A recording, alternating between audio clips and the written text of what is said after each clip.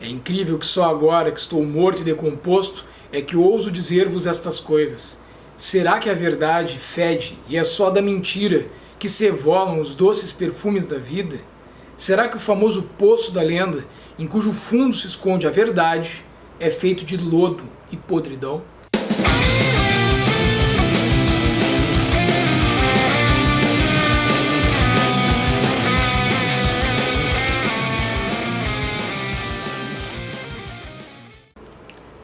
Incidente em Antares, livraço do Érico Veríssimo, um livro maravilhoso, uma sátira política fortíssima e que merece muito a tua atenção e que tu possas dar uma chance para fazer esta leitura, e é por isso que eu vou falar bastante hoje aqui, espero não me esticar também demais, sobre este livro para vocês no Sujeito Literário. De antemão já vou te pedindo que te inscrevas no canal se não és inscrito, acione o sininho de notificações, curte, compartilha e também, se possível, te tornar membro do canal para contribuir com a manutenção deste projeto, que tem como só principal plataforma a produção de vídeos para o YouTube, sempre com um vídeo semanal. A minha ideia é poder expandir também a produção de conteúdos aqui para o Sujeito Literário. Vou deixar esta grandíssima obra que saiu numa edição de capa dura recentemente pela Companhia das Letras, uma edição à altura desta obra. Eu deixarei ela aqui, que é para que tu possas ficar olhando para ela durante todo o vídeo, enquanto eu falo para ti do porquê que essa obra me marcou e me marcou demais. Então, assim, antes de começar a falar da obra em si, explicar a estrutura deste livro. Este é um livro que é dividido em duas partes. Na primeira parte, nós vamos ficar sabendo um pouco mais sobre a cidade fictícia de Antares, que estaria situada ao norte de São Borja, às margens do rio Uruguai, portanto uma cidade gaúcha. E lá, como era comum neste período em que começa a se passar a narrativa,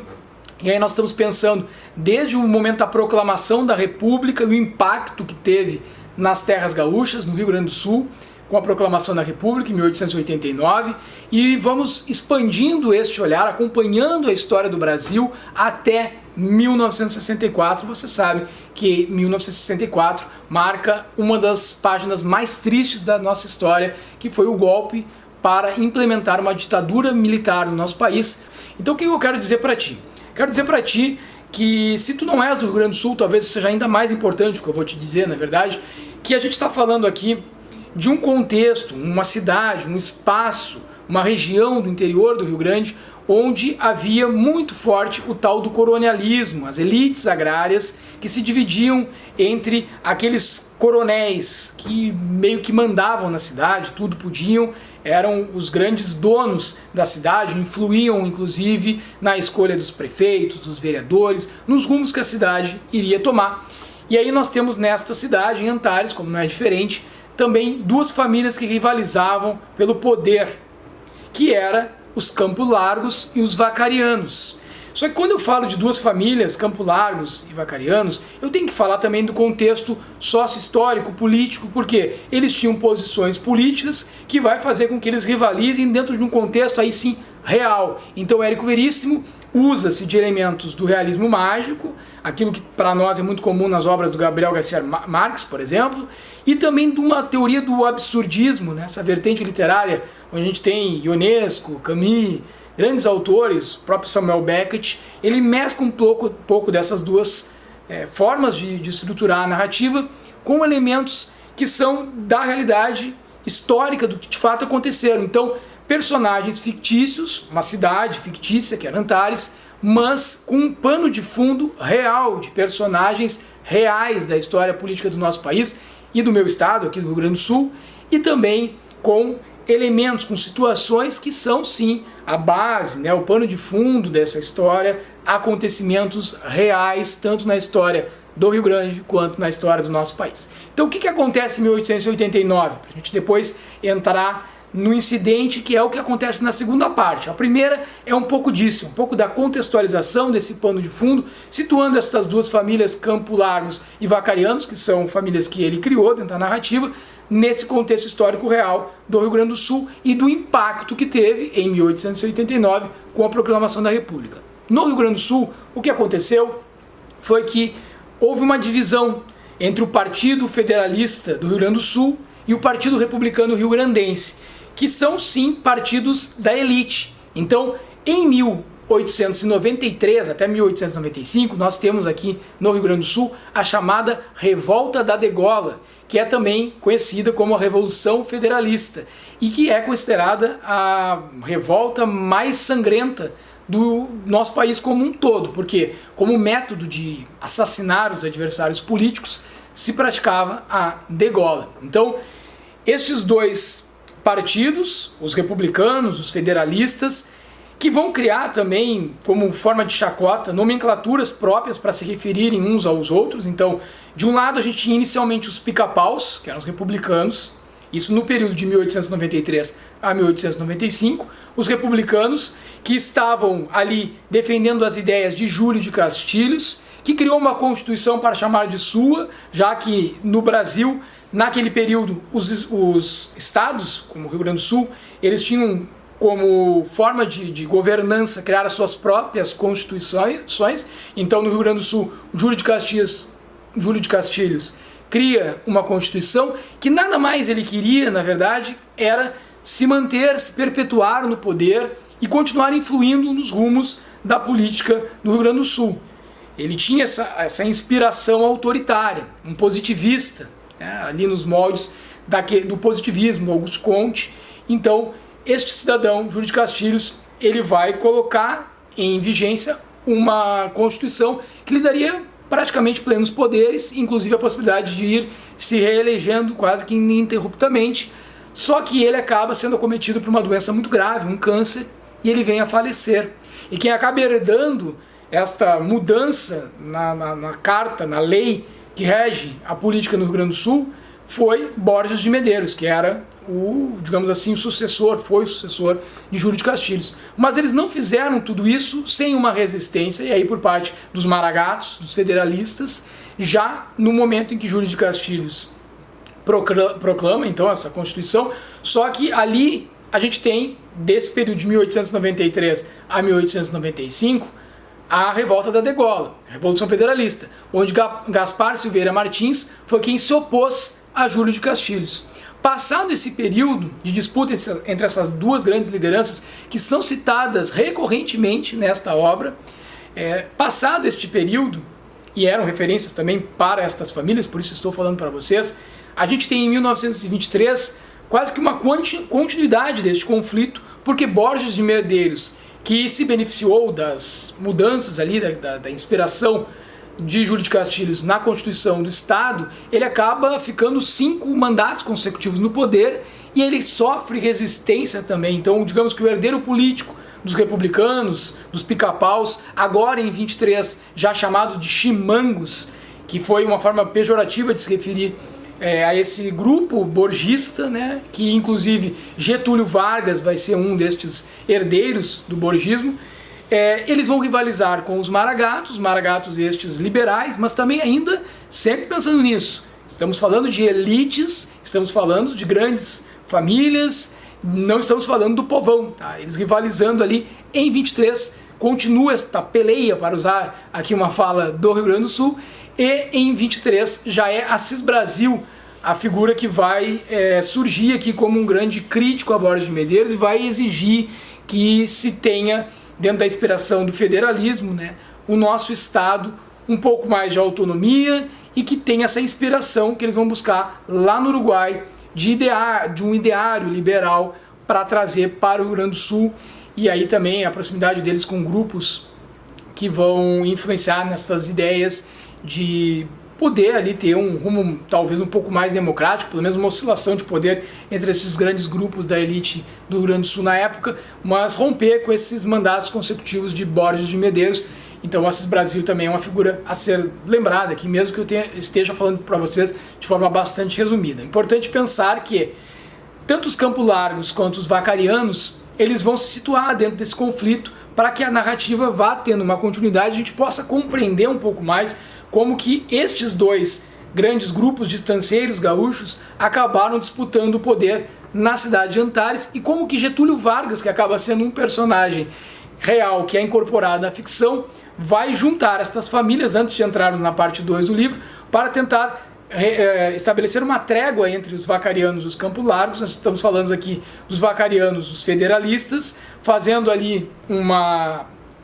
união com os Campos Largos, os republicanos, fazendo uma trégua a partir da intermediação de Getúlio Vargas. Isso aparece no livro, porque neste momento, aí pensando também no que acontecia no Rio Grande do Sul e no Brasil de modo real mesmo, estava acontecendo, era preciso, segundo Getúlio Vargas, unir forças de todos os lados, né, desses chimangos emaragados, para que pudessem, aqui no Rio Grande do Sul também, ter uma resistência para suportar, para poder ultrapassar o que já acontecia em São Paulo, em Minas Gerais, vencer aquela república que teve a influência da política do café com leite, ou seja, tornar o Rio Grande do Sul mais forte para rivalizar com os outros estados e influenciar mais na política nacional, até que depois, com o tempo, de fato, o Rio Grande do Sul pudesse ser protagonista. E foi, porque Getúlio Vargas chegou a ser presidente e teve também um segundo mandato. E aí a gente também vai perpassando aqui, tanto na década de 30 quanto lá em 50, que isso, dentro da história do livro, aparece um Getúlio Vargas que também veio se tornar um ditador, com um Estado Novo, e como que houve ali já alguns métodos, princípios de perseguição e de tortura de adversários políticos que vai se institucionalizar a partir de 64 e sobretudo de 68, quando já no período da ditadura militar a gente tem o ato institucional número 5, e isso é retratado também no livro. Então é muito interessante falar sobre o ato institucional número 5, as práticas de tortura, porque embora o livro não pegue esse período dentro da sua cronologia histórica, né, ele trata de 89, proclamação da República, a gente tem ali os acontecimentos, desdobramentos que eu coloquei para vocês no Rio Grande do Sul, passamos com o Estado Novo, chegamos a esse momento em que o próprio Getúlio Vargas vai tirar a sua vida, as conspirações de todos os lados, a histeria anticomunista a partir do reformista João Goulart, que era tido como uma ameaça comunista. Então se cria, aí pegando também de pano de fundo, a própria Guerra Fria, o anticomunismo que está na boca, está na língua, está nas falas destes personagens, o terror, o temor que se tinha a uma sociedade que fosse mais voltada ao bem-estar social, que quisesse repartir aquilo que era de poucas famílias, pudesse ter alguma reforma agrária, uma intervenção naqueles poderes absolutos que o coronelismo mantinha, principalmente no interior do estado, isso era muito presente. E ele busca tudo isso, o Érico Veríssimo, e fala sobre tudo isso e abarca métodos de tortura que ocorreram entre 68 e 78, quando estava em vigor o AI-5, joga isso, mistura tudo isso sem, na narrativa, entrar em 64 e ir adiante em 68. É como se todos esses acontecimentos estivessem inscritos na história até 1963, porque de fato já ocorria tortura no Estado Novo, mas ele vai mostrando tudo isso porque ele escreve o livro em 71, e aí a coragem de Érico Veríssimo de fazer uma sátira política, de tratar de assuntos tão densos e de uma abordagem histórica e política em um período em que a gente diria assim, bom, essa obra não poderia ter sido publicada, porque se ela sai em 71 e ainda está em vigor o quê? O AI-5, falei, o AI-5 é de 68, quando ele é institucionalizado, até 1978, então 10 anos, em 71 estava em vigor o AI-5 e Érico Veríssimo se impõe à censura, se impõe aos militares e consegue publicar essa obra numa jogada de marketing também do editor do Globo na época, que era muito próximo do Érico Veríssimo, e ele mexe alguns pauzinhos, ele vai pessoalmente conversar com os militares, o Terceiro Exército, e consegue fazer com que naquele momento os militares não tenham força política, mesmo em vigor o AI-5, para barrar uma publicação de Érico Veríssimo. Érico Veríssimo, já um escritor consagrado, já conhecido não só no Brasil, mas para fora do país, e eles identificam aquilo como uma história de zumbis, uma história, uma fantasia, uma sátira. Eles não interpretam aquilo como de fato o foi o livro, e ainda é hoje uma denúncia fortíssima sobre como a corrupção, a arbitrariedade, os métodos truculentos, eles acabam, quando impregnados dentro de pequenos grupos que estão no topo da pirâmide e que comandam a política principalmente em regiões interioranas, e querem sempre influir nesses partidos mais conservadores, mais de elite, nos rumos que a sociedade tem que tomar, inclusive buscando inspirações na religião para fazer com que se passe um discurso moralista, um discurso cristão que está ali na superfície como uma cortina de fumaça para mostrar as verdadeiras entranhas deste falso moralismo, ou seja, coronéis que falavam em nome da família, da propriedade, da liberdade, e a gente sabe que isso aconteceu muito no Brasil, né? A defesa da família, da propriedade, dos bons costumes, mas coronéis estes que no seu íntimo eram pessoas que tinham amantes muito jovens, ou seja, que traíam, tinham duas famílias, traíam suas esposas, mas falavam em nome da família. Isso até hoje é muito comum, muito presente num passado que está sempre querendo voltar, e a gente sabe que recentemente ainda havia, e há pessoas, né, que iam às ruas com entusiasmo pedir a volta dos tempos da ditadura no nosso país, algo que é inconcebível e que Érico Veríssimo, já com a sua pena afiada, conseguia satirizar e mostrar o terror por trás da arbitrariedade por meio da ficção. Então a gente tem um contexto histórico-político na primeira parte, que é uma parte mais curta, sim, e que depois, tendo uma compreensão destes acontecimentos todos, situando estes personagens fictícios na relação com personagens verdadeiros da história política do Rio Grande do Sul e do nosso país, adentramos numa segunda parte em que ocorre um incidente em Antares. E que incidente é esse? É o momento em que há uma greve geral nesta cidade, onde os funcionários da indústria eles paralisam e os coveiros aderem a esta greve, por isso uma greve geral, em solidariedade de classe aos seus companheiros, e a partir daquele momento ninguém mais poderia ser enterrado até que fosse solucionado o impasse. E aí o poder público tenta conversar com os grandes empresários que estavam lá, franceses, norte-americanos, e vai tentando negociar os termos desta greve, que nada mais queria do que melhores condições de trabalho, condições dignas, reajuste salarial, tudo aquilo que ainda hoje se luta cada vez mais para que a classe dos trabalhadores possa de fato ter um mínimo de dignidade para exercer as suas funções. Só que o que o prefeito faz? O prefeito bastante conservador, influenciado sempre por essas duas famílias, né, os Campo Largos e os Vacarianos, que eram rivais de início, mas que Getúlio Vargas faz com que eles voltem a conviver, e aí eles passam a conviver em harmonia pelo bem dos seus bens, pelo bem das suas famílias, das suas posses, das suas contas no exterior, das suas negociatas, dos seus desvios de verba junto ao prefeito, junto à mídia local, que acobertava tudo isso, junto ao padre da cidade, que também não denunciava estes falsos moralistas, junto a um grupo da elite que comandava e ditava as ordens por lá. Assim, essa elite não quer ceder, não consegue fazer este meio campo, não consegue fazer com que sejam atendidos de imediato as reivindicações destes grevistas. E estão lá, de braços cruzados, também os coveiros. E se eles ficam de braços cruzados, exatamente naquela data, falecem 7 pessoas, e estas 7 pessoas não podem ser sepultadas porque eles impedem que estes caixões entrem no cemitério e tenham o fim que é o normal, o desejável, quando alguém vem a falecer, né? Que elas possam ter a sua cerimônia de sepultamento e ser de fato ali velados e sejam enterrados para que as suas famílias possam se despedir dos seus entes queridos. E entre essas 7 personalidades que vão estar diretamente envolvidas no incidente em Antares, que eu vou falar para vocês ainda neste vídeo, entre essas 7 pessoas nós temos, por exemplo, uma matriarca de lá, da família da elite, né, dos Campo Largos. Também fica ali, sem conseguir ser sepultado, um pianista, um genial pianista, um gênio incompreendido, que teve um caso de depressão e acaba tirando sua própria vida. Ele também vai estar ali, não entra no cemitério. Também temos uma outra figura, que é a figura de um anarquista, uma liderança, inclusive companheiro dos grevistas, e aí eles não abrem então precedente e nem para o companheiro deles, o sapateiro,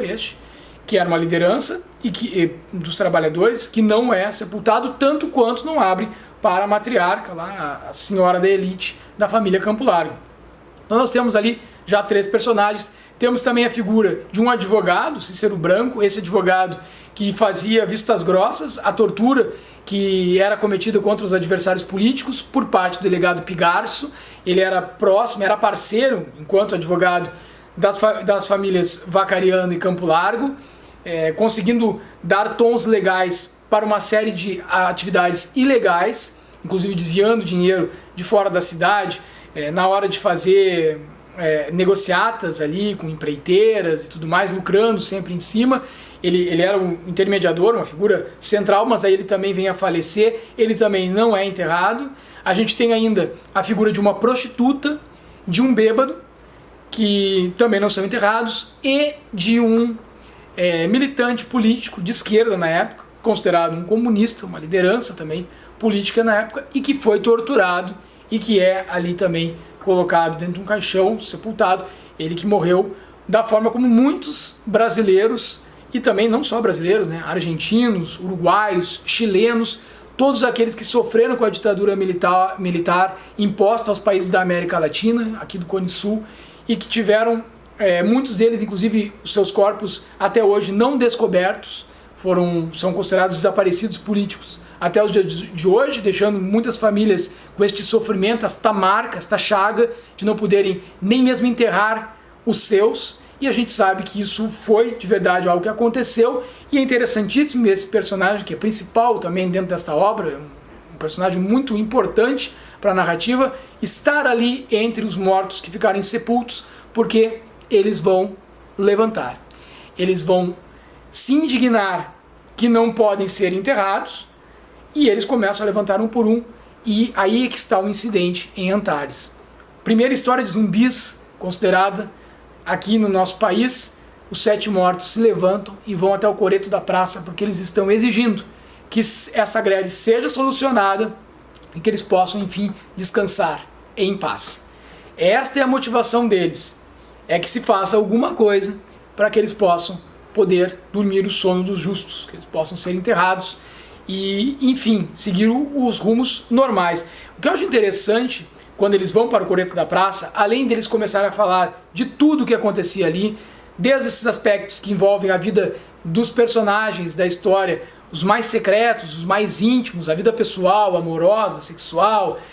uma série de questões das relações ali entre essas pessoas que viviam nessa cidade, que poderia ser qualquer uma cidade do Rio Grande do Sul, e acredito que qualquer uma cidade do nosso país, que tem estes elementos que a gente sabe que são presentes na historiografia nacional, do coronelismo presente, influenciando na política, nos meios de comunicação, na igreja. Eles estão ali para jogar tudo no ventilador, toda a M no ventilador. Eles vão lá e falam em pormenores também,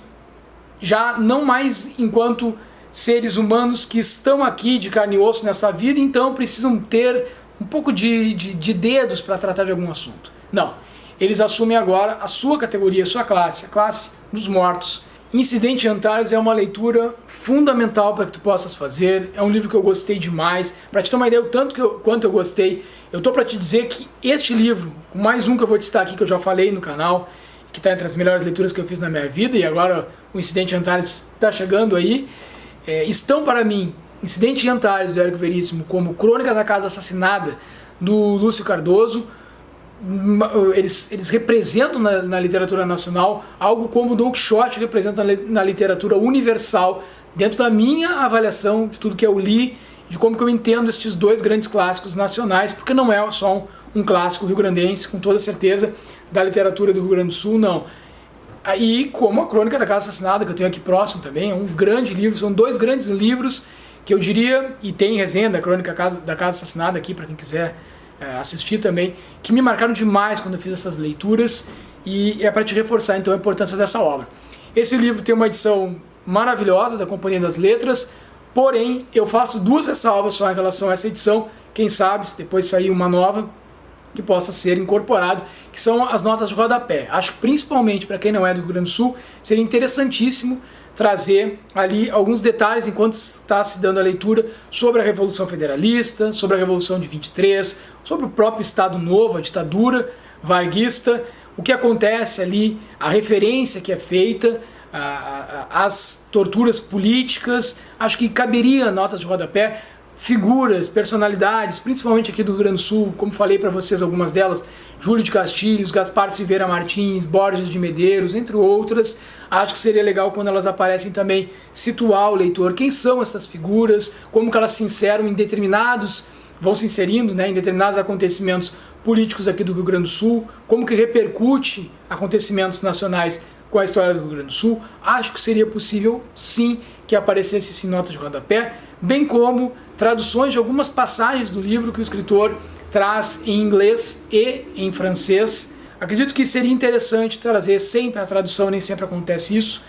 mesmo que fosse em nota de rodapé, tá certo? Mas não desmerece a obra. Acho também que aquelas pessoas que se defrontam com algum nome, alguma personalidade e querem entender um pouco melhor do que se trata, podem sim buscar hoje na própria internet quem foram essas pessoas para complementar a sua leitura, mas acho que poderia vir no livro sim, inclusive num prefácio talvez falando sobre chimangos e maragatos, sobre pica-paus e maragatos, né, que vem antes, ali em 1893, situar esses conflitos políticos históricos do nosso estado para que tenha um maior proveito ainda possível com esta leitura, tá certo? Então fica a dica do sujeito literário de hoje. Te recomendo com todas as forças que tu faça essa leitura de Incidente em Antares, do Érico Veríssimo. Um grande abraço, até a próxima. Tchau, tchau.